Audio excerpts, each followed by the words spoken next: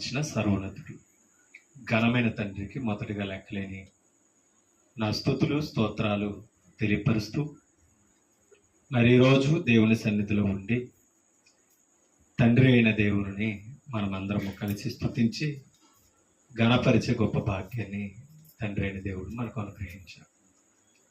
దేవుడిచ్చిన సమయమును మనం సద్వినియోగపరచుకోవాలి. జ్ఞానం కలిగి దేవుని సన్నిధిలో నడవలసిన అవసరం ఉంది. దేవుని సన్నిధిలో ఉండడం, దేవుని మాటలు వినడం నరులుగా మనకిచ్చిన భాగ్యం. దీన్ని కాపాడుకోవాలి. మరి ఈరోజు ఈ గురువారం మరొకసారి దేవుని సన్నిధిలో ఆయన లేఖనాలను పరిశోధించే గొప్ప సమయాన్ని దేవుడు మనకిచ్చాడు. చాలామంది దేవుని దగ్గరికి రావాలని ఆసక్తి కలిగి ఉంటారు.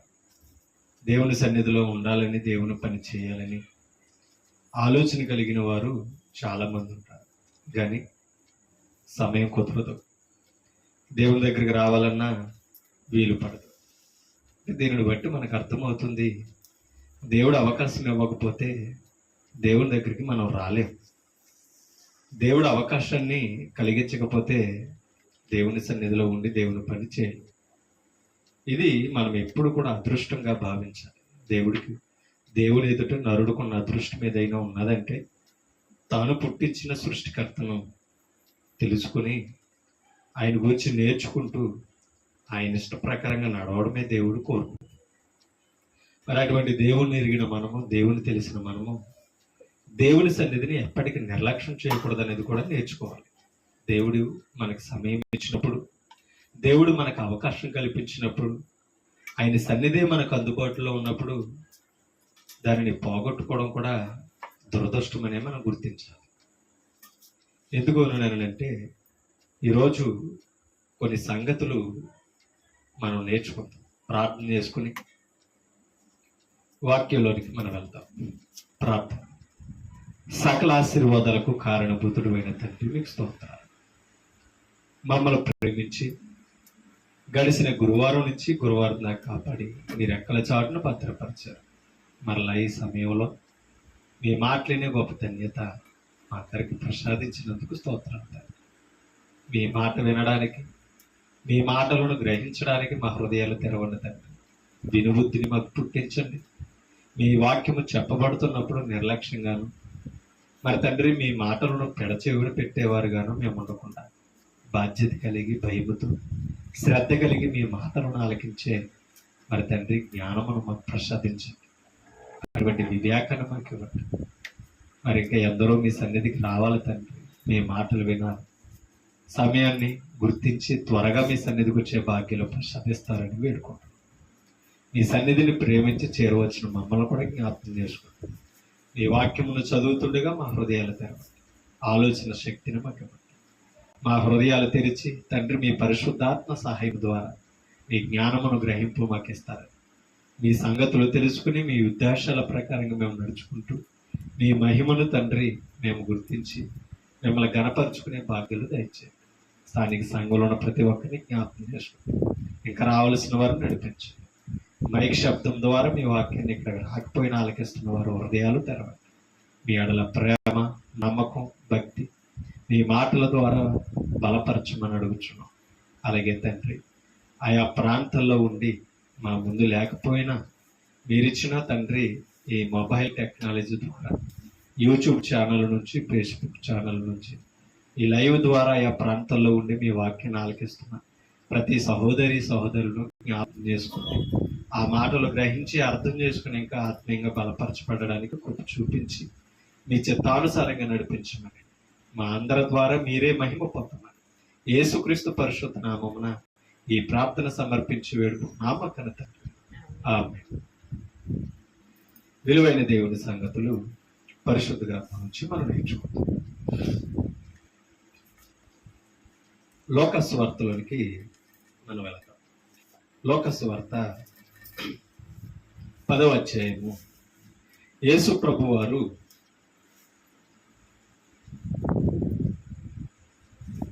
ఇశ్రాయేలీయులతో, ముఖ్యంగా ధర్మశాస్త్రాన్ని ఎరిగిన వారితో ఆయన మాట్లాడుతున్న విషయాలని మనం పరిశీలన చేయాలి.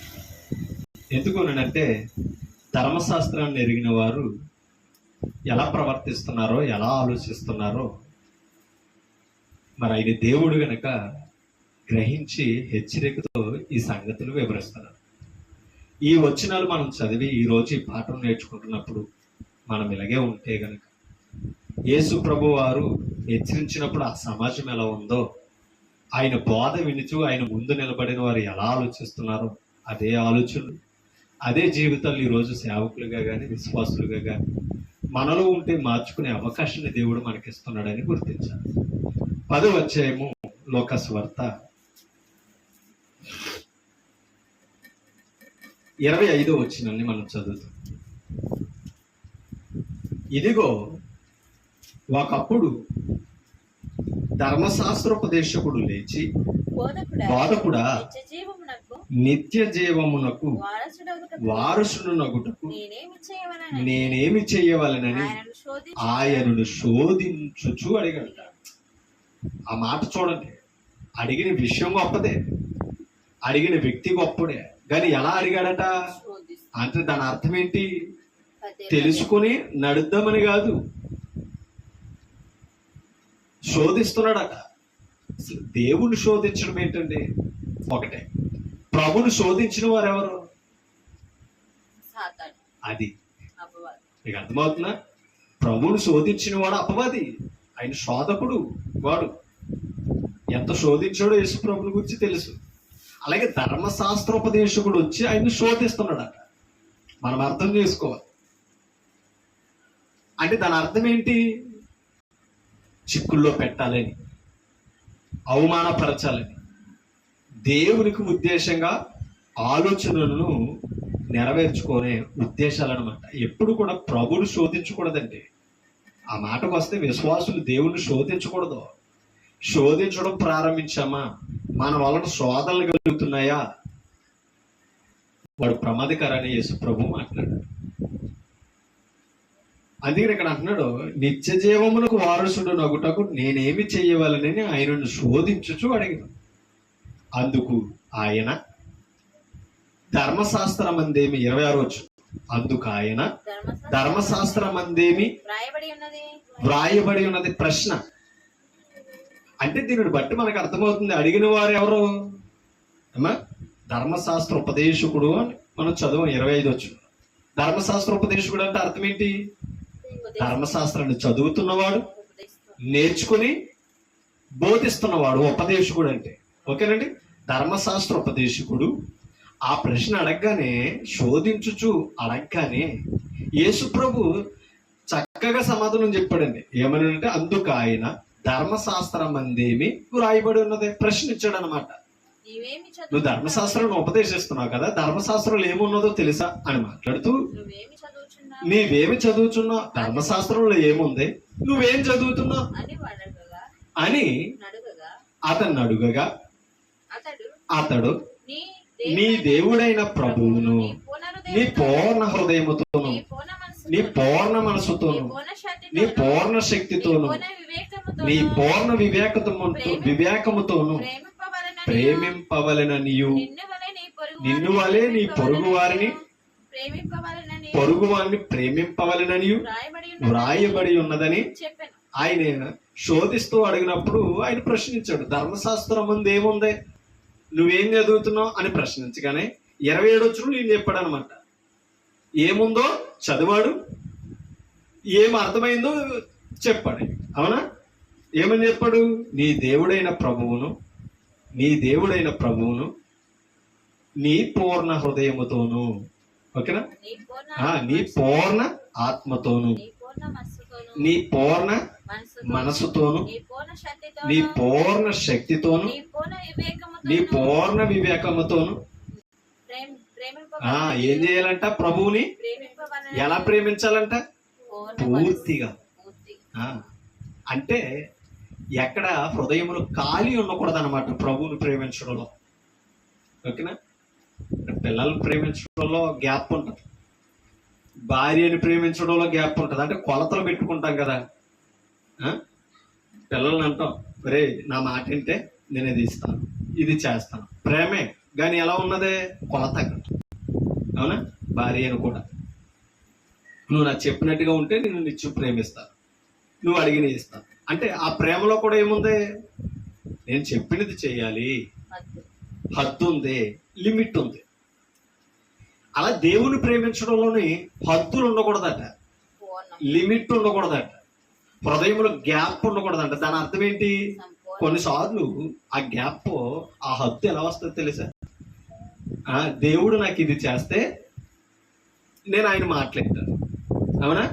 దేవుడు ఎదురు నేను ఇది మొక్కుకున్నాను, ఇది చేస్తే ఆ మొక్కుబడి నెరవేరిస్తే కంపల్సరీ నేను ఏం చేస్తాను? ఆయన సన్నిధికి వస్తాను. అంటే మనం మొక్కుబడులతో మనం ఇంకా చెప్పాలంటే దేవుణ్ణి ఎలా ఆలోచన చేసుకుంటామని అంటే, నాకు ఇది చేస్తే ఇది నేను రాగలను, నేను చేయగలను, బిజినెస్ లాగా ఆలోచిస్తాం. మీకు అర్థమా? ఇంకా లాభాపేక్షతో, ఇంకా మనకు అర్థం అవ్వాలంటే మన భాషలో లాభాపేక్షతో అనా, అంటే లాభం కొరకు దేవుణ్ణి నమ్ముతాం. ఇది పూర్తి హృదయం కాదు, ఓకేనా? ధర్మశాస్త్రం అలా చెప్పలేదట. ధర్మశాస్త్రం చదివే వాళ్ళకి, ధర్మశాస్త్రాన్ని అనుసరించే వారికి అలా చెప్పలేదట. ఆ ఉపదేశకుడు మాట్లాడుతున్నాడు అనమాట, పూర్ణం, పూర్తి. నీ దేవుడైన ప్రభువును ప్రేమింపవలెనని, నిన్ను వలె నీ పొరుగు వారిని ప్రేమింపవలెనని వ్రాయబడి ఉన్నదని సరిగ్గా సమాధానం చెప్పాడు అనమాట. ధర్మశాస్త్రంలో దేవుడు ఏం చెప్పాడు, ఈయన ఏం చదివాడు, ప్రభు దగ్గర ఏం అర్థమైందో సరిగ్గా సమాధానం చెప్పాడు. దేవుని ప్రేమించాలి, రెండు పొరుగు వాడిని కూడా ప్రేమించాలి. ఇది చెప్పిందయ్యా ధర్మశాస్త్రం అన్నది. 28 అందుకాయన, అంటే ధర్మశాస్త్రంలో దేవుడు ఏం చెప్పాడో అది నువ్వు అవగాహన చేస్తూ సరిగ్గా ఉత్తరం ఇచ్చితివి, అలాగూ చెయ్యము, అప్పుడు. అంటే దాని అర్థం ఏంటి? అది పైన ఏమడిగాడు? పై వచనంలో ఏమడిగాడు? 25 వచనంలో, నిత్య జీవమునకు వారసుని అవ్వాలి, నేనేం చేస్తే వారసుని అవుతాను అంట. ఏం చెయ్యాలో అని, నువ్వేం చదువుతున్నావు, ఏం బోధిస్తున్నావు, దాంట్లో ఏముంది నీకు అర్థమైందని అడిగాడు యేసుప్రభు. అవునా? నువ్వు నిత్య జీవానికి చేరాలంటే పూర్తిగా దేవుని ప్రేమించాలి, నీ పొరుగు వారిని కూడా అలాగే ప్రేమించాలి అని చెప్పాడు. ఇలా ఉందని చెప్పగానే నువ్వు అలాగే చెయ్యి, జీవిస్తావు. అంటే దాని అర్థం ఏంటి? నిత్య జీవానికి వారసుడు అవుతావని యేసు ప్రభు చక్కగా ఆ ధర్మశాస్త్ర ఉపదేశకుడికి సమాధానం చెప్పాడట. మరి మనం తెలివైన వాళ్ళం కదా, అర్థమవుతున్నా? దేవుడు ఎంత చెప్పినా, ఎంత విశ్లేష పరిచినా మనం ఏదో కొద్దిగా మేధస్తుల్లాగా ఆలోచిస్తాం.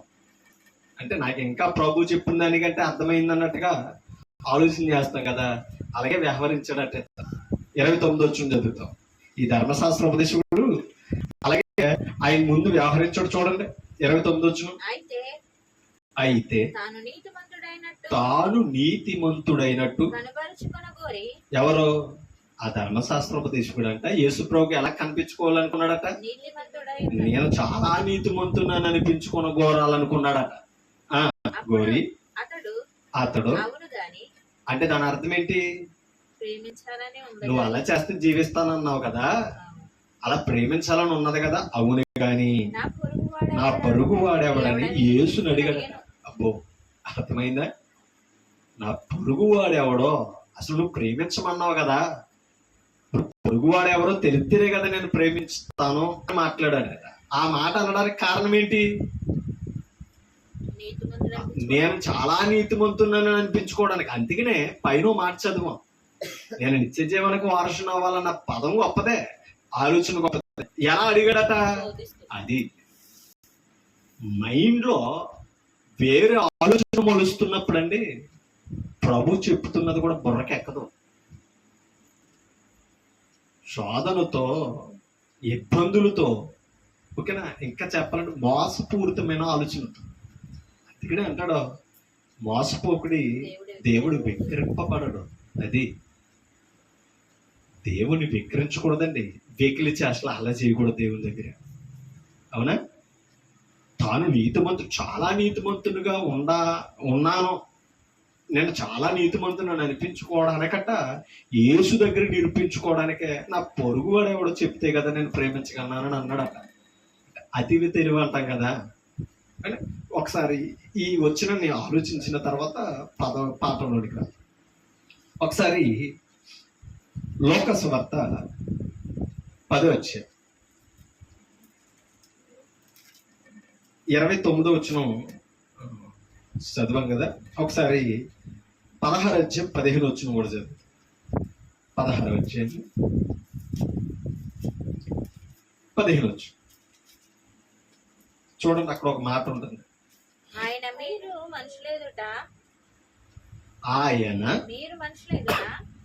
మనుషుల ఎదుట నీతిమంతులని అనిపించుకునే వారు గాని ఎలా ఉన్నారనుకుంటున్నారట? నీతిమంతులమని ఆయన మీరు మనుషుల ఎదుట నీతిమంతులమని అనిపించుకునేవారు. ఓకేనా? వీరు మనుషుల ఎదుట ఎలా ఉండాలనుకున్నారట? అసలు నీతిమంతులు ఎవరికి అవ్వాలి? అది ఓకేనా? మనుషుల ఎదుట నాకంటే నీతిమంతులు లేడు అని అనిపించుకోవాలనుకుంటామంట మనం. అది ఎవరికి తెలుసు? ఎదుటోడికి తెలియదు, అలా ఊహించుకునేవాడికి తెలుసు.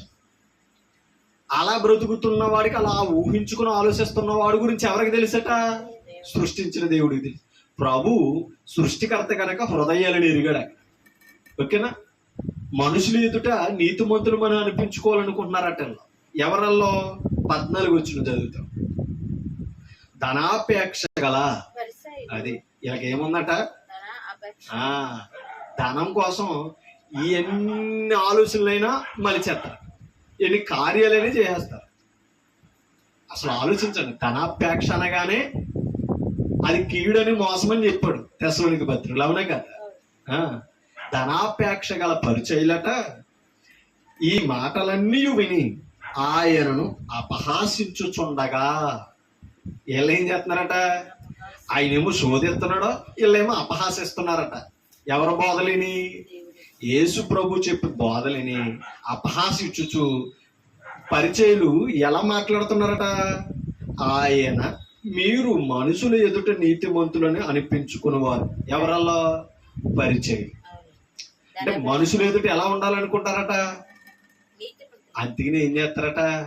సమాజంలో ఏం చేస్తారని చెప్పాడు యేసు ప్రభు? దీర్ఘ ప్రార్థనలు చేస్తారా అని చెప్పాడు. అవునా?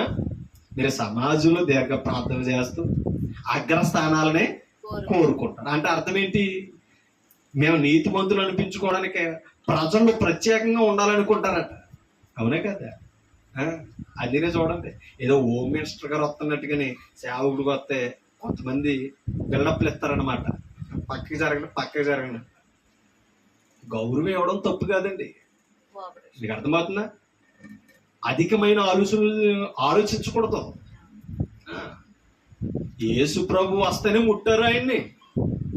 శిష్యులు పక్కకుండా ఉన్నాను ఎక్కడ చెప్పలా. ప్రజలందరిలో ఒకలాగానే యేసు ప్రభు బ్రతికాడు. ఆయన మీరు అక్కడ ఉండండి, నేను ఎక్కడ ఉంటానని ఎక్కడ చెప్పలా. అలా అనుకుంటే రక్తస్రావం కలిగిన రోగం కలిగిన 14 సంవత్సరాల నుంచి ఆవిడ ఆ రోగంతో బాధపడుతున్నావునా? మరి ఎలా ముట్టింది ఆయన్ని? అంత ప్రత్యేకంగా ఏం లేడు. అంటే కొన్నిసార్లు మనం ఏం చేస్తామంటే ప్రత్యేకమైన అందరికంటే మనం బెటర్ అనిపించుకోవడం ఉండకూడదండి. అది అలా ఉన్నామనుకోండి, కొంతమంది దగ్గరికి రాలేదు, అవసరంతో చెప్పుకుని ప్రార్థన చేయించుకోలేరు. అది అవకాశాన్ని ఇవ్వాలి, అందరితో కలిసి ఉండాలి. అందుకనే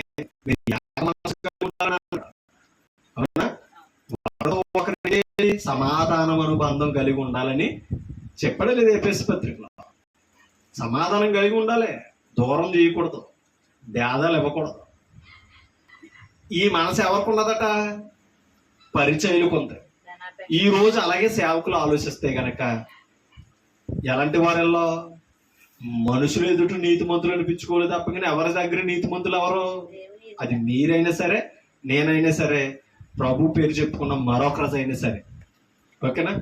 అది నేనే పెద్ద పరిశుద్ధుణ్ణి, నా ముందున్న వాళ్ళందరూ ఆ పరిశుద్ధకు యోగ్యులు కాదన్నట్టుగా ఉండకూడదు. ఆలోచించుకుని ప్రవర్తించకూడదు. అది ప్రభుకి ఇష్టమైనది కాదు, గుర్తించ. ఓకేనా? నేను చెప్తున్న మాట కాదు సుమా, ప్రభు వివరిస్తున్న బోధ అది. మనుషుల ఎదుట నీతిమంతులు అనిపించుకుని వారు గాని దేవుడు మీ హృదయములను ఎరుగును. అది మీరు నీతిమంతులో కాదు ఎవరికి తెలుసు. ఇంకొక విషయం చెప్పనా, మీరు నీతిమంతులో కాదు నాకు తెలుసురా అని చెప్తున్నాడు యేసు. ఆ మనుషులు ఎదుట మీరు ఎలా ఉంటున్నారో, వారు రక్షరేకులు ఎలా చేసుకుంటారన్నారో వెడల్పుగా చేసుకుంటారు. అవునే కదా, రక్షరేకులు వెడల్పుగా చేసుకుని దీర్ఘ ప్రార్థనలు చేస్తాం. ఇంకా అందుకని పైన ఏమన్నాడు తెలుసా, ఈ పరిచయలు ఎలాంటి వారు అన్నాడు, ధనాపేక్ష విధవరాండ్రులు ఇండ్లను కూడా ఏం చేస్తారన్నాడు, దోచేస్తారు. దోమ లేకుండా ఒడిగే గట్టిని మిరింగేసేవారు అని చెప్పాడు. అవునా కదా, అలాంటి ప్రమాదకరమైన వారు. ఆలోచించండి, దేవాలయమును తోడని ఒట్టి పెట్టుకుంటే ఏమవ్వదన్నాడు. మీకు అర్థమవుతుందా, దేవాలయంలో ఉన్న బంగారం తోడని ఒట్టి పెట్టుకుంటే దాన్ని చెల్లించాలని చెప్పారట. అవునా, అంటే వీళ్ళ చర్యలు అన్నమాట వీరికి అనుకూలంగా బోధించుకున్నాయి. అలా చాలా మంది సేవకులు తమకు అనుకూలమైన నియమాలు సంఘములో విశ్వాసుల మధ్యన ఏర్పరిచిన చాలా ఉన్నాయండి. అవన్నీ మనం ఆలోచిస్తే చాలా వింతగా కనపడతాయి. మీకు అర్థమవుతుందా, కాబట్టి అలా ప్రత్యేకంగా వింతగా యేసు ప్రభు తన జీవితంలో ఎక్కడ కనపడలా. అలా అనుకుంటే యేసు ప్రభుని పట్టుకోవడానికి యోధ ముద్దు పెట్టక్కర్లేదు ఆయనకి. అవునా కదా, వీళ్ళు పట్టుకోలేరా ఆయన్ని, ఆలోచించాలి. అంటే ఆయన ప్రత్యేకంగా మోడల్గా ఎక్కడ లేడు. మరి వాళ్ళు ఎలా ఉంటున్నారు సేవకులు, ఏమా అంగిలు వేసుకుంటారు. తప్పని నేను అన్నాను. ఒకసారి ఆలోచించండి, ఈరోజు ఆ వస్త్రం క్రైస్తవుడికి అదే వస్త్రం అని బైబిల్ ఎక్కడా లేదు. ఉందా? ప్రభు ఇచ్చిన వస్త్రం ఏది? ప్రభు ఇచ్చిన వస్త్రం ఏది? విశ్వాసికైనా సేవకుడికైనా నీతి వస్త్రం, మహిమ వస్త్రాన్ని ఇచ్చాడు. అవునే కదా, అంటే మహిమ అంటే అర్థం ఏంటి, ఆత్మ సంబంధమైన వస్త్రం. నువ్వు పరిశుద్ధుడిగా ఉండడమే నువ్వు ధరించిన క్రీస్తు వస్త్రం. అర్థమైందా? అందుకని నీతిని వస్త్రంగా ధరించాలి. అది యేసు ప్రభు చెప్పుడు. పైకి తెల్ల బట్టలు వేసుకుని పరిశుద్ధులే కనపడతారు, లోనేమి లేదు. అది చెప్తున్నాడు యేసు ప్రభు. అది మనకు అన్వహించుకోవాలి ఈరోజు. కాబట్టి పరిశుద్ధమైన వారు తెల్ల బట్టలు వేసుకున్నవారు అని అనుకోకూడదండి. యేసు ప్రభు ఏం చెప్పాడంటే, వస్త్రాల్లో అది ఎక్కడ ఉండాలి, తెలుపు హృదయంలో ఉండాలి. మీరు మనుషులు ఎదుట నీతిమంతులను అనిపించుకున్నా మీరు ఎలాంటి వారో నాకు తెలుసని యేసు ప్రభు చెప్తున్నాడు. అవునా, నీతిమంతులు మనం అనిపించుకున్నవారు కానీ దేవుడు మీ హృదయములను మరి యేసు ప్రభు వారు హృదయాలను ఎరగడే లేదా? ఎరగాడు. కాబట్టి ఈయన ఎవరు అమ్మా, హృదయాలను ఎరిగిన వాడు కాబట్టి వివరించాడు కదా అక్కడ. మరి ఈయన ఎవరు? దేవుడు. అర్థమైందా? దేవుడు మీ హృదయములను ఎరిగిన వాడు అని అన్నాడు. మరి పరిచయుల హృదయాన్ని ఎరిగిన వాడు ఎవరు? యేసు ప్రభు. మరి ఆయన దేవుడు కాదా? దేవుడు కాబట్టి హృదయంలో ఉన్నది బయటెట్టాడు ఆయన. దేవుడు మీ హృదయములను ఎరుగును, మనుషులలో ఘనముగా ఎంచబడునది దేవుని దృష్టికి. అంటే అర్థం ఏంటి? మనుషులు ఎదుట గొప్పవారు మనం అనిపించుకోకూడదు, మనం అనిపించుకోకూడదు. ఆయన గొప్పోడని ఎదుటివారు అంటే తప్పేం కాదు. అవునా, ఆయన చాలా పరిశుద్ధుడండి, వాక్యానుసారంగా బ్రతుకుతాడండి, ఆమె వాక్యానుసారంగా జీవిస్తుందని అనడం ఎదుటివారి సాక్ష్యం అండి. అది గొప్ప కాదు అది. అవునా, గొప్ప ఎప్పుడవుతుంది? నన్ను గురించి నేను చెప్పుకున్నప్పుడు. అవునా, కాబట్టి యేసు ప్రభుకి అది ఇష్టం ఉండదు. దేవుడి చేత ఎంచబడాలి నీతిమంతులమని. మనం నీతిమంతులమని చెప్పుకోకూడదు. ఓకేనా, అది యేసు ప్రభు చెప్తున్నాడు. అలా ఎవరు ఉండాలనుకున్నారో 10వ అధ్యాయం మనకు జ్ఞాపకం రావాలి. ధర్మశాస్త్ర ఉపదేశకుడు తానే నీతిమంతుడైన అనిపించుకోవడం కొరకు యేసు ప్రభుని ప్రశ్నించాడు, ఏమని? పొరుగువాడే ఆవిడని. కాబట్టి ధర్మశాస్త్రాన్ని ఎరిగినా, ధర్మశాస్త్రాన్ని బోధిస్తున్నా, ధర్మశాస్త్రాన్ని అనుసరిస్తున్నా అతిశైలు ఎక్కువగా ఉన్న యేసు ప్రభు వచ్చినప్పుడు ఎవరిలోని? బోధకుల్లోనే ఉన్నాయి. మీరెవరో బోధకులు, పరిచయులు, సందుకాయులు, ఓకేనా, ధర్మశాస్త్ర ఉపదేశకులు అంటే వీరెవరో బోధకులు. బోధకులు ఎంత చేస్తే విశ్వాసులకి ఎలా ఉంటుంది మరి? అవునే కదా. కాబట్టి మనం అర్థం చేసుకోవాలి. రోమిలికి రాసిన పత్రిక 3వ అధ్యాయం, రోమ పత్రిక. ఇక్కడ ఒక మాట మనం పరిశీలించాలి. రోమ పత్రిక 3వ అధ్యాయం 19-20 వచనాలు నేను చదువుతాను. ప్రతి నోరు మూయబడినట్లును సర్వలోకము దేవుని శిక్షకు పాత్రమగునట్లును. నీకైనా అర్థమైంది? ప్రతి నోరు ముయించువాడు ఎవరో అది ఏమా. నేను ఇక్కడ పెద్ద పరిశుద్ధుల్లో ప్రవర్తించేసి మాట్లాడేనా నా నోరు ముయించే రోజు ఒకటి ఉంది. ఓకేనా? మళ్ళా నా నోరే నేనే నీతిమంతుని ఉన్న వాళ్ళందరూ ఎవరో ఎలా అని చెప్తాను నేను. ఆడు పరిశుద్ధులు కాదు, ఈవిడికి పరిశుద్ధత లేదనేసి ఎన్నైనా చెప్పేసి రోడ్డు ఎక్కేసి, అవునా, మైకి దగ్గర. కాబట్టి పరిశుద్ధత గురించి మాట్లాడేటప్పుడు పరిశుద్ధత కలిగి మాట్లాడమని యేసుప్రభు చెప్తారు. అవునా కదా? అలా ప్రతి నోరు ముయించే రోజు ఒకటి ఉన్నదట. ఎందుకు తెలుసా? బోధించి నడవలేని వారికి ఆయన శిక్షక పాత్రమయ్యే రోజు ఒకటి ఉన్నదట. అందుకని అక్కడ అన్నాడు ఏమని? ప్రతి నోరు మూయబడినట్లు సర్వలోకం. అది దీని అర్థం ఏంటంటే ఆయన ఎరిగిన వారు అతిశయించిన, ఆయన ఎరగని వారు అతిశయించిన. ఓకేనా? దేవుని దగ్గర ఉన్న వాళ్ళు అంత నీతి మందులు ఎవరు ఉన్నారా? మేము చేస్తున్న గొప్ప కార్యాలు చేస్తున్న వాళ్ళు ఎవరున్నారు? లోకల్లో మాట్లాడే వాళ్ళు లేరా? కాబట్టి మీకంటే మేమే గొప్ప వాళ్ళు, మీరేం మాకు చెప్పక్కర్లేదు అనుకునే వాళ్ళు కూడా లోకంలో ఉన్నవారు ఉన్నారు దేవుని గురించి చెప్తుంటే. ఓకేనా? అంటే తమను తాము అతిశయించుకొని దేవుని సహాయం మాకు అక్కర్లా, మీరు చెప్పే మాటలే మమ్మల్ని ఏం మార్చక్కర్లా, ఆల్రెడీ మేము ఎలా ఉన్నాం మారే ఉన్నామన్నట్టుగా అతిశయించి మాట్లాడే వాళ్ళు ఉన్నారు. అది సర్వలోకము దేవుని శిక్షకు పాత్రమగునట్లును ధర్మశాస్త్రము చెప్పుచున్న వాటన్నిటినీ ధర్మశాస్త్రమునకు లోనైన వారితో చెప్పుచున్నదని ఎరుగుతాం. కాబట్టి ధర్మశాస్త్రాన్ని బోధిస్తున్న వారట ధర్మశాస్త్రం చెప్పుతున్న వారిని, ధర్మశాస్త్రము చదువుతున్న వారితో ఆ ధర్మశాస్త్రం మాట్లాడుతుందని గుర్తించాలి. పౌలు చెప్తున్నది అది. ఓకేనా? కాబట్టి అక్కడ చెప్తున్న పౌలు బోధ అదే. నీతిమంతులు మనం అనిపించుకోవడం కాదు, నువ్వు నీతిగా బ్రతికవలే ధర్మశాస్త్రాన్ని బట్టి ఆలోచించు. ధర్మశాస్త్రాన్ని ఎదుటి వారికి చెప్పడం కాదు, ధర్మశాస్త్రం బోధిస్తున్నప్పుడు అది నిన్ను కూడా హెచ్చరిస్తుందని పౌలు మాట్లాడతారు. ఎవరితో? ధర్మశాస్త్రాన్ని ఎరిగిన వారితో, ధర్మశాస్త్రాన్ని అనుసరించుతున్న వారితో పౌలు మాట్లాడతారు. ఓకేనా?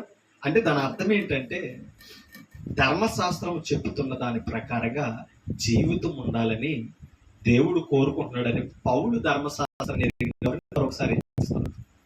యేసు ప్రభువు అదే హెచ్చరించాడు.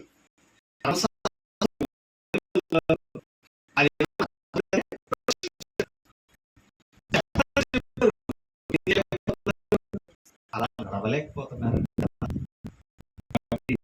నీతిమంతుడిని అని అనిపించుకోవడానికి దేవుని ఎదుటి ఏ మనుషుడికి ఏమి లేదు తెలుసా? యోగ్యత. నీతిమంతుడని ఎవరు ఎంచాలి? అందుకని అబ్రహాము దేవుని నమ్మాడు. అది నీతిమంతుడని అబ్రహాం ఎక్కడ చెప్పుకోలే. అబ్రహాము నీతిమంతుడని సాక్ష్యం ఇచ్చినది దేవుడు. అవునా? నోవాహు నీతిమంతుడని చెప్పుకున్నాడా? ఆ తరంలో ఆయన నిందారహితుడు నీతిమంతుడని చెప్పింది ఎవరు? దేవుడు. అది మనం అర్థం చేసుకోవాలి. అంటే దేవుని చేత ఎంచబడాలి అని అంటే విశ్వాసం ఉండాలి, విశ్వాసంతో కూడిన క్రియలు ఉండాలి. కాబట్టి మనం విశ్వాసమే చూపిస్తాం. ఎక్కడ ఫెయిల్యూర్ అయిపోతుంది తెలుసా? క్రియలో ఫెయిల్యూర్. అలా ధర్మశాస్త్రోపదేశకుడు, పరిచయులు కూడా ఏమైపోయారు తెలుసా? విశ్వాసంలో గొప్పవారే, కానీ క్రియల్లో ఫెయిల్యూర్ అయిపోయారు. క్రియల్లో కనబడటం లేదు. కాబట్టి యేసు ప్రభు చెప్పేది అదే, మనం బోధించాలి, నడవాలి. మనం వాక్యం వినాలి, వాక్య ప్రకారంగా జీవించాలి. జీవిస్తూ ఆ జీవితం ఎంత అద్భుతంగా ఉన్నదో బోధించాలి. ఓకేనా? ఎందుకంటే బోధ వినేవారు మనల్ని చూస్తారు కదా. అవునా కదా? దేవుని గురించి చెప్తున్నప్పుడు, మంచి మాటలు చెప్తున్నప్పుడు చెప్పేవాడిని చూస్తారు, మాటలు వింటారు. అప్పుడు ఏం ఆలోచిస్తారు? చెప్పండి, ఏం ఆలోచిస్తారు? బోధ అద్భుతంగా ఉంది, దేవుని మాటలు చాలా బాగున్నాయి, మరి నీ జీవితం అలా ఉందేంటి ప్రశ్న అన్నమాట. యేసు ప్రభు అదే దిద్దుకోమని చెప్తుంది. ఓకేనా? అందుకనే మనం అర్థం చేసుకోవాలి, దేవుని ధర్మశాస్త్రాన్ని పాటించలేని నిస్సహాయములో తప్పును ఒప్పుకునే ఇష్టం వాళ్ళకి లేదనమాట. ఓకేనా? నేను నీతిమంతులు కాదని ఒప్పుకోలేరు. అటువంటి నిస్సహాయంలో ఉన్నారట. ధర్మశాస్త్రాన్ని పాటించలేకపోయినా ఎలా ఉంటున్నారు వాళ్ళు? ధర్మశాస్త్రం పాటిస్తున్నాం అన్నట్టుగా వ్యవహరిస్తున్నారు. ఎవరి దగ్గర? ధర్మశాస్త్రం వినేవారి దగ్గర. అవునా? కాబట్టి ధర్మశాస్త్రం బోధిస్తున్నది చెప్పాలి, చెయ్యాలని అక్కడ చెప్పబడుతుంది. ఓకేనా? కాబట్టి దేవుని ఎదుట తమ దోషాలని ఒప్పుకోవాలని కోరుకోండి. కీర్తనల గ్రంథంలో కీర్తన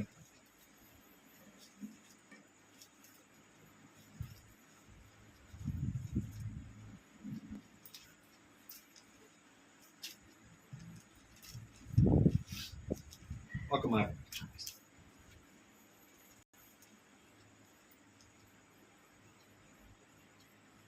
ఒకసారి 37 వచ్చేము.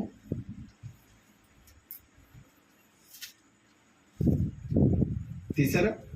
37 వచ్చి ఒకసారి 37 వచ్చిన చదువు. 37 నిర్దోషులను కనిపెట్టుము, యథార్థవంతులను చూడుము, సమాధానపరచు వారి సంతతి నిలుచును గాని ఒక్కడైనను నిలవకుండా అపరాధులు నశిస్తారట. అలా అపరాధులు ఎందరో నశించిన వారు బైబిల్లో మనకే కనపడతారు. ఒక్కడైనా నిలవకుండా అపరాధులు ఏమవుతారట? అందుకనే దేవుడు తన క్రియలలో ఎప్పుడు కూడా అపరాధులను నిరపరాధులుగా ఎంచడట. దోషిని నిర్దోషిగా ఎంచడం. నిర్దోషిని నిర్దోషిగా ఎంచుతాడు, దోషిని దోషనే ఎంచుతాడు దేవుడు. అందుకని అన్నాడు, నిర్దోషులను కనిపెట్టుము. నీకు అర్థమవుతుందా? దావీదు పలుకుతున్న మాటలు. నిర్దోషులను కనిపెట్టుము, యథార్థవంతులను చూడుము, సమాధానపరుచు వారి సంతతి నిలుచును గాని. ఎవరి సంతతి నిలుతుందంట? అది సమాధానం ఎక్కడ ఉన్నదే? వాక్యములోనే.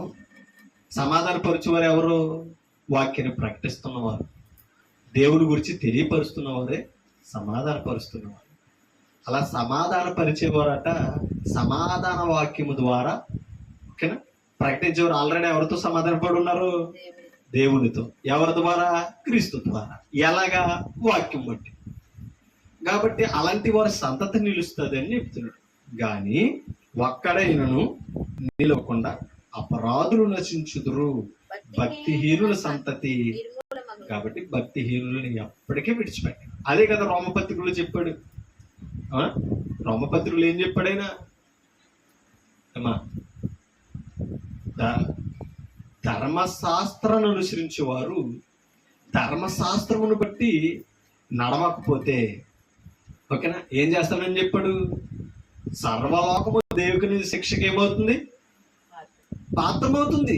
కాబట్టి ధర్మశాస్త్రాన్ని ఎరిగిన వారికి, సర్వలోక ప్రజలకు ఏమవుతుందో తెలుసా? శిక్ష ఉంది. కాబట్టి నీతిమంతులు మనం చెప్పుకోవడం కాదు, నీతిమంతులుగా నడవాలని చెప్తున్నాడు. ఓకేనా? ఒక్క మాట మీకు చూపిస్తాను, చూడండి. 35 వచ్చిన కూడా చదువుదాం. ఇక్కడ 35 వచ్చిన. భక్తిహీనుడు ఎంతో ప్రబలియునుట నేను చూచితి. అర్థమవుతుందా? ఎవరట? భక్తిహీనుడు ఎంతో ప్రబలుట నేను చూచితి. అది మొలిచిన చోటనే విస్తరించిన చెట్టు వలె వాడు వర్ధిల్లి ఉండేను. నీకు అర్థమవుతుందా? ఎవరు? భక్తిహీనుడు అంట ప్రబలి మొలిచిన చోటనే ఏమయ్యాడట? విస్తరించాడు. అంటే వాని ద్వారా ఏమవుతుంది? భక్తిహీనత అభివృద్ధి చెందుతుంది. అక్కడ అన్నాడు, అయినను ఒకడు ఆ దారిని పోయి చూడగా వాడు లేకపో. అంటే అకస్మాత్తుగా ఏమొస్తుంది? దేవుని శిక్ష వస్తుంది. కాబట్టి మనము అంటాం, నీతిమంతుల కంటే అనీతిమంతులే బాగున్నారని. అవునా? మంచివారి కంటే చెడ్డవారే బాగున్నారని. మంచి చేసినోడు ఎవడు బాగుపడ్డాడని అంటారు. బాగు చేసేవాడు ఎవరు? కాబట్టి మంచి మనలో ఉండాలి, మంచిగా బ్రతకాలని మనం ప్రయత్నం చేయాలి. చూసేవాడు ఎవరంటే మంచిని నిర్మించిన వాడు. మనం ఏం చేస్తామంటే మంచిగా ఉండాలనుకుంటాం కానీ చెడు వారిని చూసి అబ్బా దీంట్లో ఉన్న ఫలితం ఏమి లేదు, ప్రయోజనం ఏమి లేదు అని అనుకుంటాం. అందుకనే అందరితో పాటు మనం సమానంగానే బ్రతుకుతున్నాం, ప్రత్యేకం ఏమి లేదు. కానీ ప్రత్యేకమైన వాడు ఎవరంటే క్రీస్తులో ఉన్నవాడని యేసుక్రీస్తు ఈ భూమి మీద బ్రతుకు చూపించాడు. లోకములో నుంచి మనల్ని ఏం చేశాడంటే ఆయన ప్రత్యేకించుకున్నాడు. మరి ప్రత్యేకమైన జీవితం మనలో కనపడాలి, అవునంటారు కాదంటారా? అందుకనే ఆ మాట చెప్తున్నాడు, ఒకడో అయినను ఒకడో ఆ దారిని పోయి చూడగా వాడు లేకపోయాను, నేను వెదకితిని కానీ వాడు కనపడకపోయిన. ఎవరో? భక్తిహీనుడు. ఓకేనా? ఉన్న చోటనే ఏమయ్యాడు? విస్తరించిన చెట్టు వలె ఉన్నాడట, వర్ధిల్లాడట. మరి ఆ దారిని పోయి చూడగానే ఏం కనపడలేదట? ఏరు కూడా లేదట, మొద్దు చెట్టు కాదు, ఏరే లేదట. కాబట్టి భక్తిహీనులు వర్ధిల్లుట పట్టణముకు క్షేమము కాదని మాట్లాడతారు. అది మనం అర్థం చేసుకోవాలి. ఒకసారి 32 అధ్యాయం ఇదే కీర్తనలో 32 అధ్యాయం కీర్తన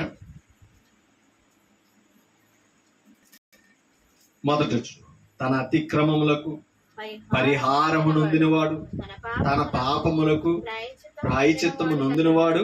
కాబట్టి మనం అది అర్థం చేసుకోవాలి. అతిక్రమాలు అందరిలో ఉన్నాయి, పాపాలు మన అందరిలో ఉన్నాయి. కానీ మనం ఏం చేయాలట? ప్రాయశ్చిత్తం నొందాలి. అలా నొందిన వాడు ఎవరట? ధన్యుడు. 5వ వచనం చదువుతాం.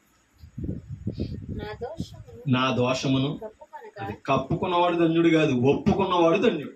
ఒప్పుకొని ఏం చేయాలి? ఒప్పుకున్నవాడు ఏం చేస్తాడు? విడిచిపెడతాడు. కప్పుకున్నవాడు ఏం చేస్తాడు? పోగేసుకుంటాడు. దేన్ని? పాపం. ఓకేనా? పాపం పోగేసుకోకూడదు, ప్రమాదం. అవునా? అదేనే కదా యాకోబు పత్రికలు ఏమంటాడు? పాపము, దురాశ. అవునా? దురాశ గర్భమును ధరించి పాపమును కనగా పాపము పరిపక్వమై మరణమును కనును అని. కాబట్టి దురాశ అనేది, పాపం అనేది చాలా ప్రమాదకరమైనది. దాన్ని ప్రేరేపించేది సరేది. ఓకేనా? అది నా దోషమును కప్పుకొనక నీ ఎదుట నా పాపము ఒప్పుకుంటుని యెహోవా సన్నిధిని నా అతిక్రమములు ఒప్పుకుందుననుకుంటుని నీవు నా పాప దోషమును పరిహరించి.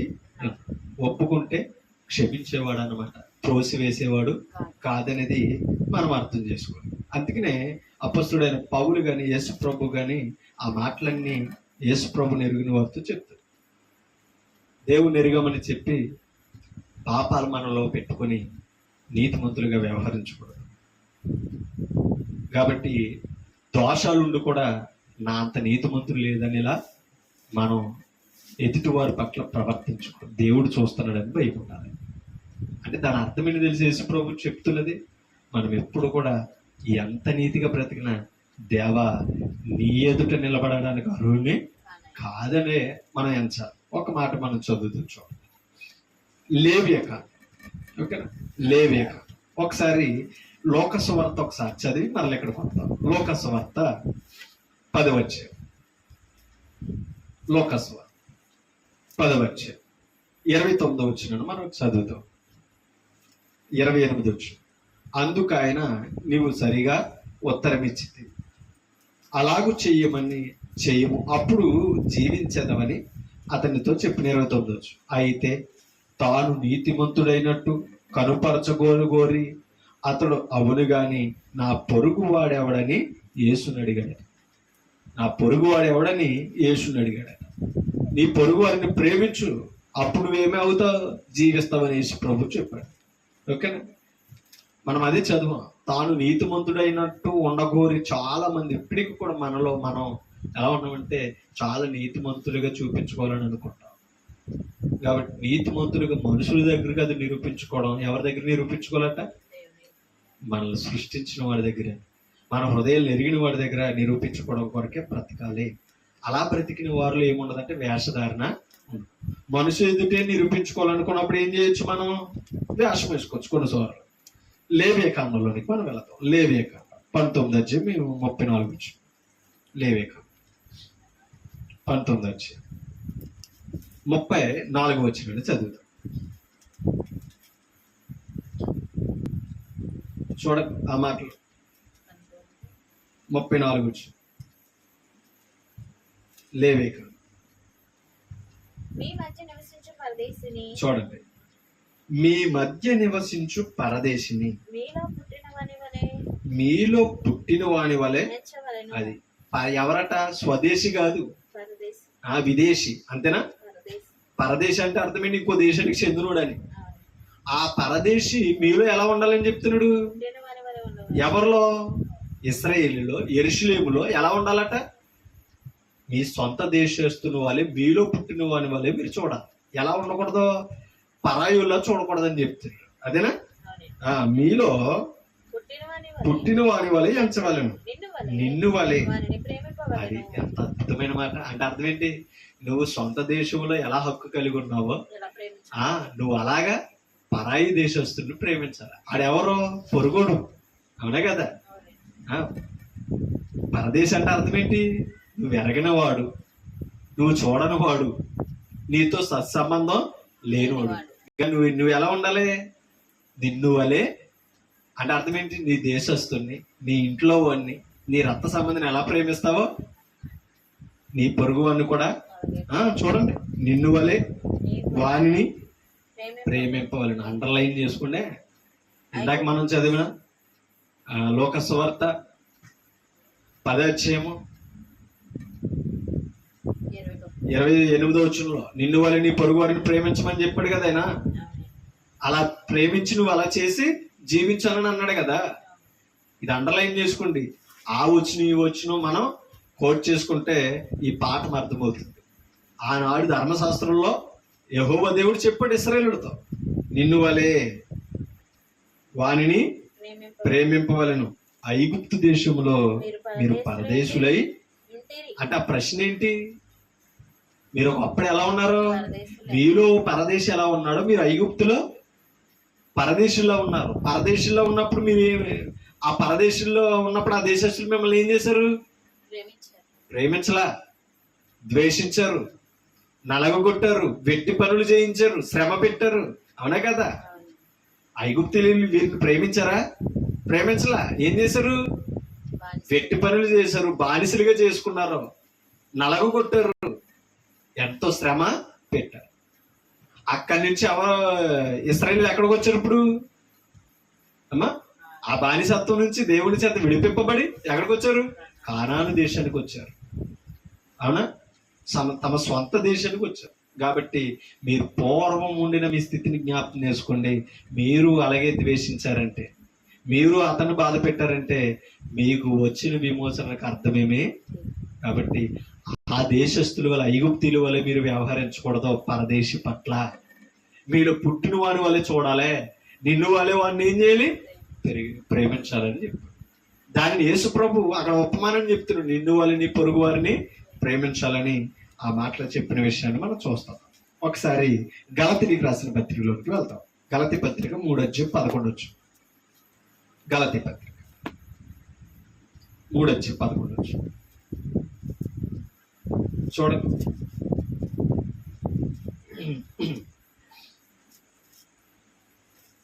ధర్మశాస్త్రము చేత ఎవడను దేవుని ఎదుట నీతిమంతుడని తీర్చబడు అన్న సంగతి స్పష్టమైపోయిందంట. ఎందుకని?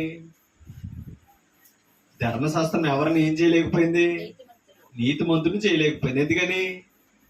ధర్మశాస్త్రాలు విన్నారు, బోధించారు తప్ప ప్రేమను చూపించలేకపోయారు, ప్రేమ కలిగి జీవించలేకపోయారు. అవునా కదా? అలా ప్రేమించలేకపోయారు కాబట్టి ధర్మశాస్త్రం ఏం చేయలేకపోయిందంట? నీతిమంతుని చేయలేకపోయింది. అది స్పష్టమని పౌలు అదే ధర్మశాస్త్రాన్ని ఎరిగిన ఇశ్రాయేలులతో అక్కడ మాట్లాడతాడు. కాబట్టి ధర్మశాస్త్రం అనుసరించడం ద్వారా, ధర్మశాస్త్రం చేత ఎవరు కూడా దేవుని ఎదురు ఏమవలేకపోయారు? నీతిమంతులు కాలేకపోయారు. కాబట్టి ధర్మశాస్త్రానికి వేరుగా దేవుని నీతి బయలుపడుతుందని పౌలు ఆ ధర్మశాస్త్రాన్ని ఎరిగిన వారితో మాట్లాడతాడు. యోబు గ్రంథం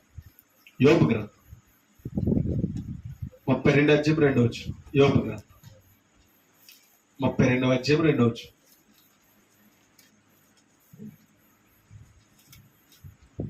అప్పుడు రాము వంశస్థుడును భూజీయుడును బరాకేయులు కుమారుడునగు ఎలీహు యోబు దేవుని కంటే తానే నీతిమంతుడైనట్లు చెప్పుకొనుట చూచి అతని మీద బహుగా కోపగించారట స్నేహితులు. ఓకేనా? ముఖ్యంగా ఎలీహు యోబు మీద కోపగించాడంట. ఎందుకని? దేవుని కంటే యోబు నీతిమంతుడైనట్లుగా మాట్లాడుతున్నాడు. మీకు అర్థమవుతుందా?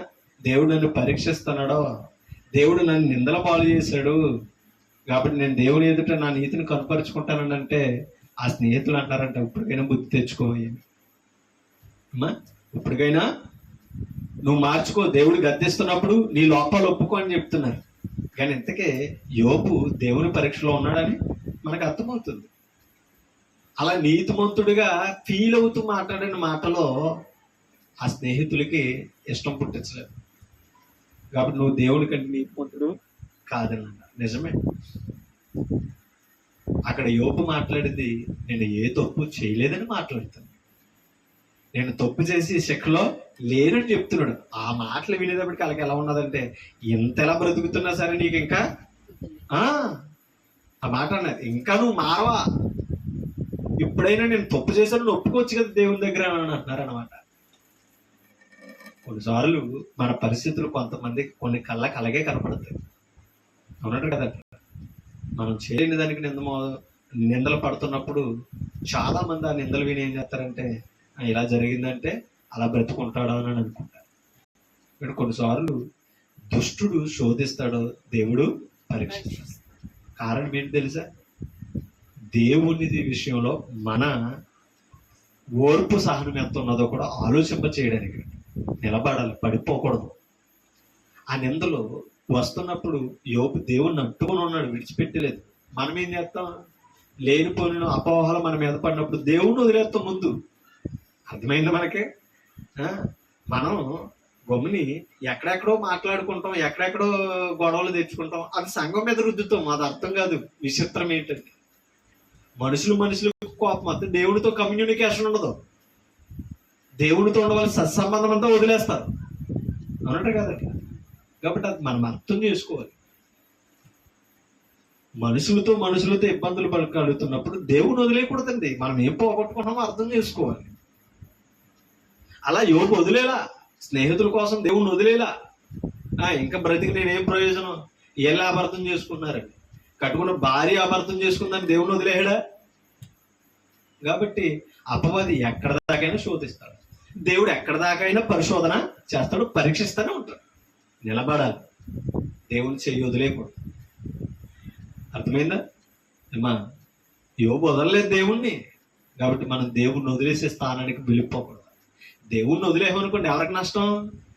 దేవునికా? దేవుణ్ణి వదిలేసిన వారికే నష్టం. అది ఎప్పుడు మనం అర్థం చేసుకోవాలండి. యోబు తన స్నేహితుల దగ్గర నిరూపణ చేసుకున్నాడు. అందుకని ఆఖరికి దేవుడు ఏమన్నాడు తెలుసు యోబు స్నేహితులతో? మీరు వెళ్ళి యోబు దగ్గర మీ పశ్చాత్తాప పడండి, యోబు మీ కొరకు ప్రార్థన చేయబోతే నేను మిమ్మల్ని విడిచిపెట్టను, క్షమించను అని చెప్పాడు. అంతే. కారణం ఏంటి తెలుసా? యోబు నీతిమంతుడిగానే బ్రతికాడు. ఒక మాట మీకు చూపిస్తాను. మత్తయి సువార్త 5 వచ్చాడు. మత్తయి సువార్త 5 వచ్చాడు.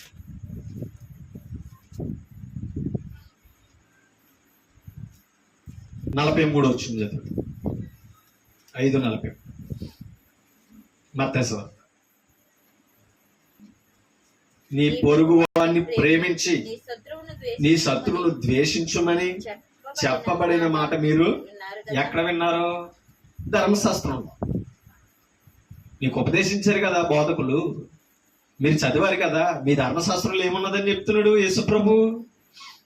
నీ పొరుగు వారిని ప్రేమించు. అదే కదా లేవే కాండంలో చదివా, నిన్ను వలే వారిని ప్రేమించు అని చెప్పాడు. నిన్ను వలే నీ పొరుగు వారిని ప్రేమించి నీ శత్రువుని ద్వేషించమని చెప్పబడిన మాట మీరు మీకు అర్థమవుతున్నా? పొరుగు వారిని ప్రేమించమన్నదే శత్రువుని ఏం చేయాలట? ద్వేషించమని చెప్పిందట. ఏది? అడ్డినే ధర్మశాస్త్రము చేత దేవుని ఎదుటి ఎవరు నీతిమంతులు కాదు. ఇప్పుడు 44 వచ్చిన చెప్తాడు, నేను మీతో చెప్పినదేమనగా, ధర్మశాస్త్రానికి వేరుగా నీతిని బోధిస్తున్నాడు చూడండి. నేను మీతో చెప్పినదేమనగా, మీరు పరలోకమందున్న మీ తండ్రికి కుమారులయ్యి ఉండునట్లు మీ శత్రువులు ఏమన్నాడు? ధర్మశాస్త్రం ఎవరిని ప్రేమించమన్నది? పొరుగు వాడిని ప్రేమించమని చెప్పింది. ఈయన ఏం చెప్తున్నాడు? పొరుగు వాడినే కాదు, నీ శత్రువును కూడా ప్రేమించమని చెప్తున్నాడు. నిజంగా శత్రువుని మనం ప్రేమించగలమా? అసలు శత్రువు కళ్ళ ముందు కనపడితే ఎలా ఉంటది? కారాలు మీరలు నూరెత్తాం. అవునట్టు కదంటారా? అవునే కదా. మనకి అసలే మొదట జీవితంలో నచ్చిన వాడు ఎవరైనా ఉన్నారంటే ఎవరు? శత్రువే నచ్చడు. ఆ శత్రువును కూడా యేసు ప్రభు ఏం చేయమన్నాడు? అది సాధ్యమైనప్పుడు ప్రభు మనసు మనలో ఏర్పడుతుంది. అవునా? నీ పొరుగువాడిని ప్రేమించాలి, నీ శత్రువుని ప్రేమించమని చెప్తూ మిమ్మల్ని హింసించు వారు కొరకు యేసు ప్రభు ఏం చేశాడు? అదే, తండ్రి మీరేమి చేస్తున్నారో ఏం చేశాడు? ప్రేమించాడు. అక్కడ అదే ప్రేమ మనలో కలపాలి. అపోస్తలులు అదే చేశారు. అవునా కదా? సంఘం ఈ రోజు మనకు అది నేర్పుతుంది. శత్రువుని ప్రేమించమని చెప్తున్నాడు, పొరుగు వారిని ప్రేమించమని చెప్తున్నాడు. సంఘంలో ఉన్న మనం కూడా ఏం చేయాలి? ప్రేమ కలిగి ఉండాలి. ప్రేమ కలిగి ఉండు ఒక ప్రయాసపడ్డాడు అంటాడు కొరింథీ పత్రిక. ఆ మన ప్రయాసలో ప్రేమ ఉండాలి. అది శత్రువుని పొరుగు వారిని ప్రేమించేదై ఉండాలి, ద్వేషించేదై ఉండాలి. కానీ మనం ఏం చేస్తున్నాం? ద్వేషిస్తాం. ఈరోజు ఈ మాటలు బట్టి అయినా ఏం నేర్చుకోవాలి తెలుసా? మనం ప్రేమించుకొని నేర్చుకోవాలి. ద్వేషాన్ని ఏం చేయాలి? విడిచిపెట్టాలి. కాబట్టి ధర్మశాస్త్రం చెప్పింది వేరు, ధర్మశాస్త్రం నెరవేర్చలేనిది యేసు ప్రభు చెప్తున్నది గొప్పది. ఓకేనా? ధర్మశాస్త్రం ఏది నెరవేర్చలేకపోయిందో అది యేసు ప్రభు చెప్పి చూపించి జీవించి వెళ్ళాడు. కాబట్టి యేసు ప్రభులో ఉన్నవాడికి సాధ్యం అవుతుందని క్రీస్తు జీవితం రుజువు, క్రీస్తు బోధ సాక్ష్యం. ఈరోజు లోకస్వార్త 10:36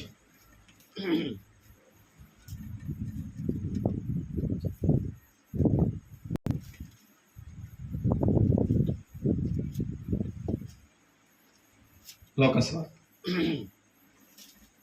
10:36 కాగా దొంగల చేతిలో చిక్కబడిన వానికి ఈ ముగ్గురులో ఎవడో పొరుగువాడాయనని నీకు తోచుచున్నదని యేసును అడుగగా, చూడండి, యేసు అడుగగా అతడు వాని మీద జాలి పడిన వాడే అని అన్నాడు. ఎవరో? ఆ పరిచయుడు, ఆ ధర్మశాస్త్రోపదేశకుడు యేసు ప్రభుతో చెప్తున్నాడు. అంటే పొరుగువాడు ఎవరని నన్ను అడిగాడు కదా. యేసు ప్రభుని నీతిమంతుడిగా చూపించుకోవడం కోరి ఏం చేశాడు? అయితే నీతిమంతుడు ఎవరు నాతో చెప్పు, నేను పొరుగువాడిని ప్రేమిస్తాను అని పొరుగువాడు ఎవరో చెప్పాను అని అన్నాడట. నీతిమంతుడిగా ఉండగోరి యేసు ప్రభు దగ్గర. అప్పుడు చెప్తున్నాడు, చూడండి, మనం చదువుదు ఇప్పుడు 30 వచ్చిన నుంచి అప్పుడు మనకి 36 వచ్చిన అర్థమవుతుంది. అందుకు యేసు ఇట్లనే, ఒక మనుషుడు యెరూషలేము నుండి యెరికో పట్టణమునకు దిగి వెళ్ళుచు దొంగల చేతిలో చిక్కెను. వారు అతని బట్టలు దోచుకుని అతన్ని కొట్టి కొర ప్రాణముతో విడిచిపోయారు. అంటే కొట్టేసి కొన ఊపిరితో విడిచిపెట్టి వెళ్ళిపోయారట. అలా యెరికో పట్టణ మార్గంలో పడి ఉన్నాడట. ఎవరో ఒక మనుషుడు అని చెప్పాడైతే కింద చదువుతాం. అప్పుడు ఒక యాజకుడు ఆ త్రోవలో వెళ్ళుట తటస్థించిన, అంటే యాజకుడు వెళ్తాడు. యాజకుడు ఎవరు? దేవుని ఎరిగిన వాడు, దేవుని గురించి బోధిస్తున్నాడు. ఓకేనా? యాజకుడు ఆ త్రోవను వెళ్ళుట తటస్థించను. అతడు అతను చూచి ప్రక్కగా పోయాను. ఏం చేయాలి? అలా ఏం చేయాలి? ప్రేమించాలి. అవునా? ఏం చేశాడట? ప్రక్కగా వెళ్ళిపోయాను. అలాగుననే లేవీయుడు ఒకడు. లేవీయుడు కూడా ఏం తెలుసు? ధర్మశాస్త్రం తెలుసు, దేవుని లేఖనం తెలుసు. లేవీయుడు ఒకడు ఆ చోటుకు వచ్చి చూచి ప్రక్కగా వెళ్ళిపోయాడు. యాజకుడు వెళ్ళిపోయాడు, లేవీయుడు వెళ్ళిపోయాడు. వీళ్ళిద్దరికి ఏం తెలుసు? ధర్మశాస్త్రం ఏం చెప్పింది? దేవునితో పాటు ఎవరిని ప్రేమించమని చెప్పింది? ఇప్పుడు ఆ త్రోవ పక్కన గాయపడిన వాడిని ఏం చేయలేలో ప్రేమించాలి. కానీ లేఖనాన్ని నెరవేరుతున్నారా? లేదు. అది నెరవేర్చుంటే వారు ఏమవుదురు? నీతిమంతులు అవుదురు. కింద చదువుతారు 33 వచ్చు. అయితే ఒక సమరయుడు ప్రయాణమైపోవచ్చు, అతడు పడి ఉన్న చోటికి వచ్చి అతనిని చూచి అతని మీద, జాలిపడి అసలు ఈ మనసు ఎవరికి రావాలి? ధర్మశాస్త్రం యాజకుడికి రావాలి, యేసు ప్రభు చెప్పిన లేవీడికి రాలేదు, వీళ్ళిద్దరికి రాలేదు. ఎవరికి వచ్చిందట? సమరయుడికి, సమరయుడు ఎవరు? దేవుని ఎరగని వాడు. అంటే దేవుని ఎరగిన వాడు అంటే ఎవరు? ధర్మశాస్త్రంలో ఉన్న లేఖనాన్ని బోధింపబడని వాడు. అవునా? సమరయుడు అతని మీద జాలిపడి దగ్గరికి పోయి నూనె రాసి నూనెయు ద్రాక్షరసమును పోసి అతని గాయములు కట్టాడట. అసలు ఎంత జాలు చూడండి. నూనె పోసి ద్రాక్షరసం పోసి గాయములు కట్టి తన వాహనం మీద ఎక్కించుకుని ఒక పూట కూలివాని ఇంటికి తీసుకుని పోయి అతన్ని పరామర్శించాడట. అది ఈ పని ఎవరు చేయాలని? ధర్మశాస్త్రములో దేవుడి ఆజ్ఞను నేర్చుకున్న యాజకుడు చేయాలి, లేదంటే లేవీయుడు చేయాలి. చేయవలసిన వారిద్దరూ మర్చిపోయి వెళ్ళిపోయారండి. కొన్నిసార్లు అదే చెప్తుంటా, లోకంలో ఉన్నవారు ప్రేమ గురించి తెలియకపోతే, ప్రేమించలేకపోతే, అలాగే దేవుని గురించి బోధ తెలియదు గనక, బోధింపబడలేదు గనక ప్రేమించకపోవడం కంటే ద్వేషించడం అలాగే హితమైనదే. వాక్యం ఎరిగిన వారు కూడా మనం ఏం చేస్తామంట? పక్కన ప్రతీకారాలు సంఘంలో ఉన్న వాళ్ళకి లేవా? చెప్పండి. ద్వేషాలు లేవా?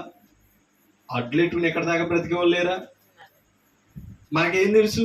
వాక్యం తెలుసు. వాక్యం చేత హెచ్చరింపబడుతున్నాం, క్రీస్తు రక్తంలో కడగబడ్డాం, క్రైస్తువులుగా పిలువబడుతున్నాం, కానీ మనం బ్రతకలేకపోతున్నాం. కొన్ని ఇటువంటి గొప్ప కార్యాలట ఎవరు చేస్తున్నారా? వాక్యాన్ని ఎరగని వారు, క్రైస్తవులుగా మార్చబడిన వారు ఎందరో చేస్తున్నారని యేసు ప్రభు చెప్తుంది. కింద చదువుతారు.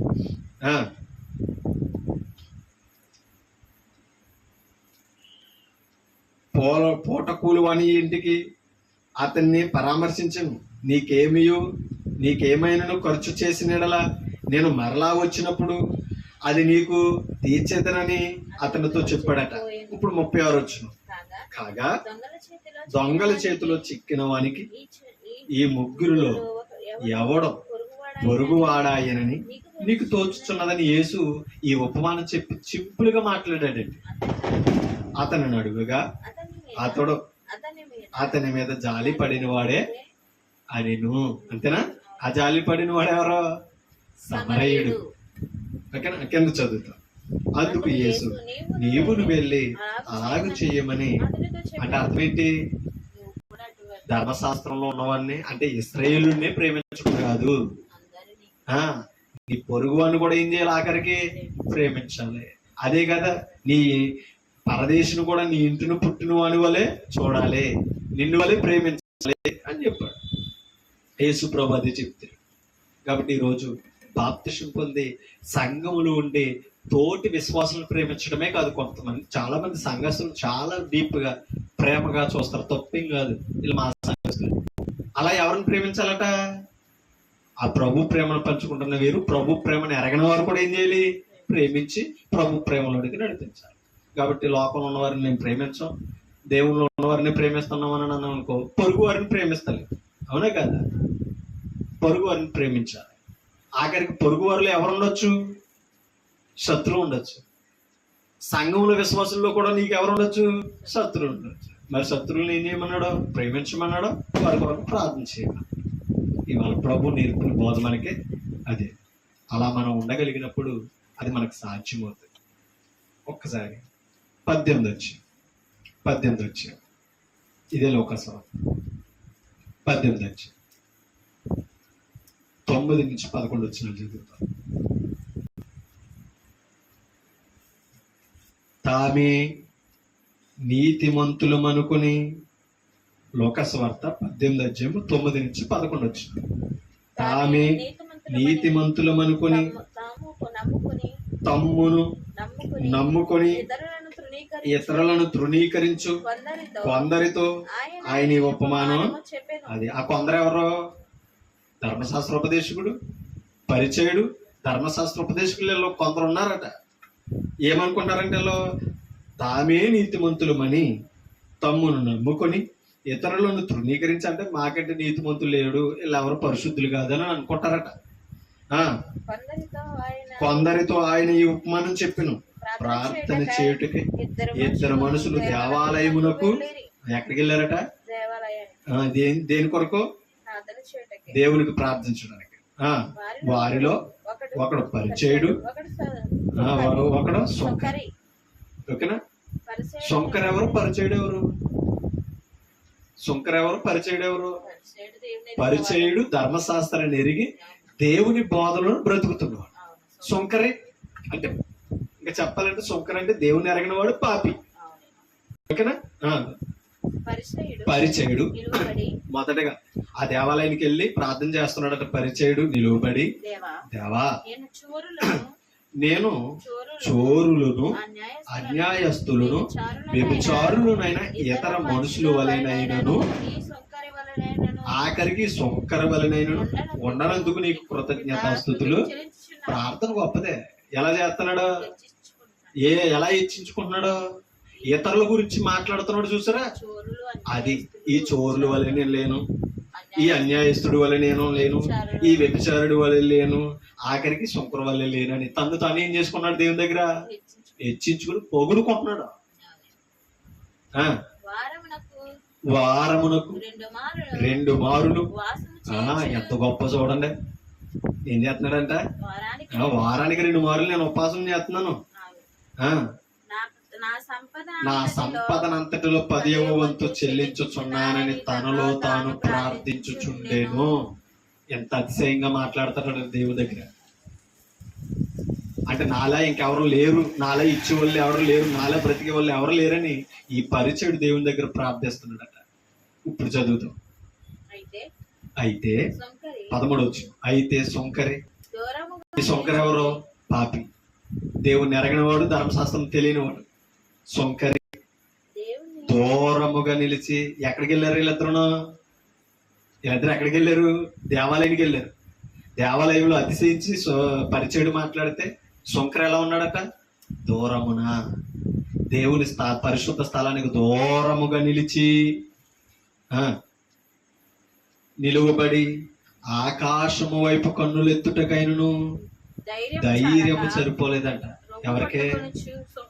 ఈ సొంకరికి, పాపాత్ముడికి దేవుడి ముందు నిలబడడానికి కానీ, దేవుడి నివాసం ఉన్న ఆకాశం వైపు చూడడానికి కూడా ఏం చల్లలేదట? ధైర్యం లేదట.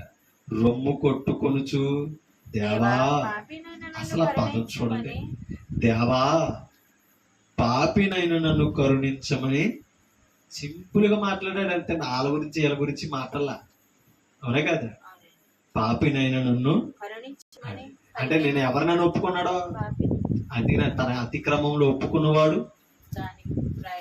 యెహోవా చేత నిర్దోషని ఎంచబడిన వాడు ధన్యుడు. తప్పగానే తన అతిక్రమములు కప్పి పెట్టువాడు దేవుని ఎదుట పరిశుద్ధుడు, నీతిమంతుడు కాదు. కాబట్టి సొంకరి ఎలా నీతిమంతుడు అయ్యాడంటే తను పాపాన్ని ఒప్పుకున్నాడు కాబట్టి దేవుడు క్షమించగలిగాడు. ఒప్పుకున్నవాడిని ఏం చేయగలడు? ఆయన నీతిమంతుని చేయగలడు. నేను నీతి ఏ తప్పు లేదు నాలోనే ఒప్పుకున్నవాడు ఎలా ఎంచబడుతున్నాడు అంటే తెలిసి దేవుని దగ్గర పాపిగా ఎంచబడతాడు. కాబట్టి పరిశుద్ధులు ఎవరు అంటే దేవుని దగ్గర తమ హృదయాల్లో కుమ్మరించేవాళ్ళు. మనం హృదయాల్లో ఒప్పుకోవాలి, హృదయాలతో దేవుని దగ్గర కుమ్మరించాలి. అది మనం దేవుని దగ్గర అతిశయించకూడదట. ఎప్పటికి మనం ఎవరు ఒప్పుకోవాలి? అది నేను నీతిమంతుని కాదు, నువ్వు నీతిమంతుడుగా తీర్చావు. అది ఆ నీతిని కాపాడుకునే విశ్వాసం నాకు అని బ్రతకగలిగినప్పుడే మనకి సాధ్యమవుతుంది. ఆఖరికి ఒక మాట చెప్పి నేను ముగిస్తాను. చూడండి, రోమపత్రిక 10:3 వచ్చింది. రోమపత్రిక 10:3 చూడండి. అక్కడ ఒక మాట మాట్లాడుతున్నాడు. యాలయనగా వారు దేవుని నీతి నెరుగక తమ స్వనీతిని తాపింప పూనుకొనుచు దేవుని నీతికి లోబడ. లోబడలేదు. సొంత నీతిని అనుసరించి వారు ఏ నీతిని లోబడరట దేవుని నీతికి అంటే దాని అర్థం ఏంటి? అది ఎవరితో చెప్తున్నాడంటే ఇశ్రాయేలుతో, ధర్మశాస్త్ర వారితో పౌలు చెప్తాడు. ఎప్పుడైతే సొంత నీతులు వెతుకున్నామో అంటే మన హృదయ అతిశయాన్ని కోరుకున్నామో దేవుని వాక్యానికి హృదయంలో ఏముండదో చోటు. దేవుని నీతికి లోపడలేకపోతే దేవుని నీతి ఏది? ధర్మశాస్త్రం. అది చెప్పినట్టుగా చేయగలిగితే వారు ఏమవుదురు? దేవుని దగ్గర నీతిమంతులుగా అవ్వలేదు. కాబట్టే నీతిమంతులు చేయడానికి యేసుక్రీస్తు ధర్మశాస్త్రానికి వేరుగా లోకానికి వచ్చాడు. అవునా? కాబట్టి ధర్మశాస్త్రం నీతిమంతులుగా తీర్చలేదు, కానీ ఏది తీర్చింది? విశ్వాసం. క్రీస్తునందు విశ్వాసం నీతిమంతులుగా తీర్చింది. కాబట్టి దేవుని నీతికి లోపడలేదు. ఒకసారి రోమపత్రికలోనే 3వ అధ్యాయం 20 వచనం. ఎలయనగా ధర్మశాస్త్ర సంబంధమైన క్రియల మూలముగా ఏ మనుషుడును ఆయన దృష్టికి నీతిమంతుడని దేనిని బట్టి? ధర్మశాస్త్ర క్రియలు చేస్తాయి. ఆయన దృష్టికి నీతిమంతుడు కాడు అని చెప్పాడు. 22 వచనం. అది యేసుక్రీస్తునందులు అంటే దేవుని ధర్మశాస్త్రానికి దేవుని నీతి వేరుగా బయలుపడుతుంది అన్నాడు. ఆ వేరుగా బయలుపడే నీతి అది అని మాట్లాడతాడు. అది యేసుక్రీస్తునందలి విశ్వాస మూలమైనదై నమ్ము వారికి కలుగు దేవుని నీతి అయి యేసుక్రీస్తులో విశ్వాసం ఉంచుతుంటే దేవుని నీతి కలుగుతుంది. యేసుక్రీస్తు చెప్పిన వాక్యానుసారంగా బ్రతుకుతూ క్రీస్తులో బాప్తిస్మం పొందినవాడు దేవుని నీతి కలిగిన వాడు. వారు దేవుని నీతిగా ఎంచబడిన వారు. అంటే క్రీస్తు మరణించి తిరిగి లేచిన తర్వాత ధర్మశాస్త్రం వలన ఎవరు నీతిమంతులు కాలేరు. ఒకవేళ క్రీస్తు రాకముందు ధర్మశాస్త్రాన్ని అనుసరించి నీతిని కాపాడుకున్న వారు దేవుని దృష్టికి నీతిమంతులు అయ్యారు. కానీ క్రీస్తు వచ్చిన తర్వాత, క్రొత్త నిబంధన స్థాపించిన తర్వాత ధర్మశాస్త్రాన్ని బట్టి ఎవరు నీతిమంతులు కాలేరు. ఎందుకు తెలుసా? ధర్మశాస్త్రం నీతిమంతులు చూపించింది తప్ప కానీ నీతిమంతుల్లో ఉంచలేదు. అవునా అమ్మా? కాబట్టి యేసుక్రీస్తులో బ్రతికిన వాడు నీతిమంతుడు. యేసుక్రీస్తును ఒప్పుకొని ఆయన రక్తంలో కడగబడిన మనమందరం నీతిమంతులు. ఓకేనా? కాబట్టి దేవుని నీతి ఎవరిలో ఉంది? యేసుక్రీస్తులో ఉంది. ఆ యేసుక్రీస్తు బోధించిన బోధే క్రొత్త నిబంధన, అదే విశ్వాస జీవితము. క్రొత్త నిబంధన ప్రకారంగా బ్రతికిన వాడు నీతిమంతుడు దేవుని దృష్టికి. ఇంకా ధర్మశాస్త్రం ప్రకారంగా బ్రతుకుతాం, ధర్మశాస్త్రాన్ని అనుసరిద్దామంటే వారు ఎవరు కాదు దేవుని దృష్టికి నీతిమంతులకి ఎంచబడడానికి పౌలు అపొస్తలుడు తేల్చేశారు. దాన్ని పరిశుద్ధాత్ముడు ఒప్పుకున్నాడు. కాబట్టి ఇంకా క్రొత్త నిబంధన దగ్గరికి రాకుండా ధర్మశాస్త్ర ప్రకారంగానే మనం బ్రతకాలని ఆశపడితే మనం ఇంకా బలహీనులమే తప్పగానే ప్రభులో బలవంతులు కాదు. ఆఖరి ఒక మాట చెప్పి నేను ముగిస్తాను. యాకోబు పత్రిక 2వ అధ్యాయం 24 వచనం. యాకోబు పత్రిక 2వ అధ్యాయం 24 వచనం.